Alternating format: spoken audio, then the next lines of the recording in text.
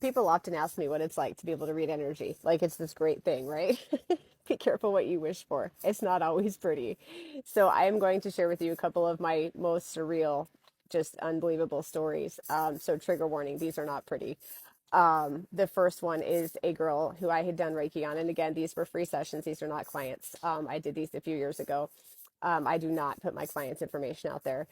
But this woman I saw in a Facebook group, she'd posted a question. I offered her a free Reiki session, was drawn to her solar plexus, which led to me doing another session. Now, the solar plexus is behind the stomach. It has to do with personal power and making decisions, following your gut, your intuition. Anyway, as I was going through this, I kept telling her, you feel like you're being watched. I don't know what it is, but it's just like it's like affecting your ability to make decisions because you constantly feel like you have to look over your shoulder because someone's watching you. I cannot for the life of me figure out where this is coming from.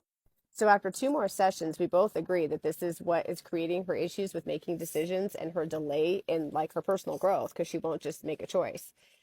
Fast forward about a year later, she messages me, and the person that lived across the street from the house where she grew up, it was a couple. They were like this typical happy couple. The husband had a great job.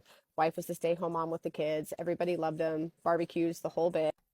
Apparently, they had had a horrible divorce, like an explosion, and they both left and moved out of the house and left some of their personal belongings. Well, when they went in to flip the house, they found a room up in the corner of the house where there was cameras and recordings and old VHS tapes and videotapes of the father filming the children in the neighborhood.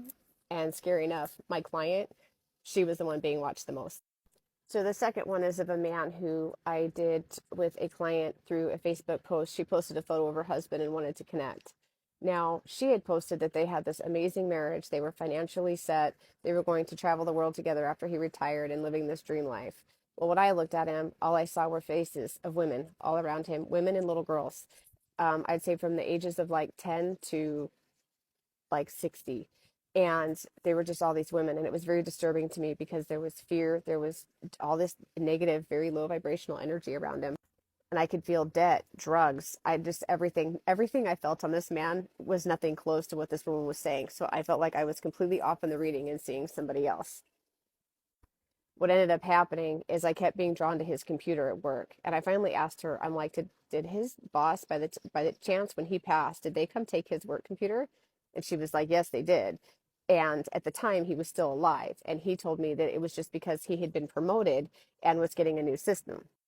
So what actually was happening is he was murdered, and he was a CPA with a side business as a sex trafficker and was using his CPA business as undercover.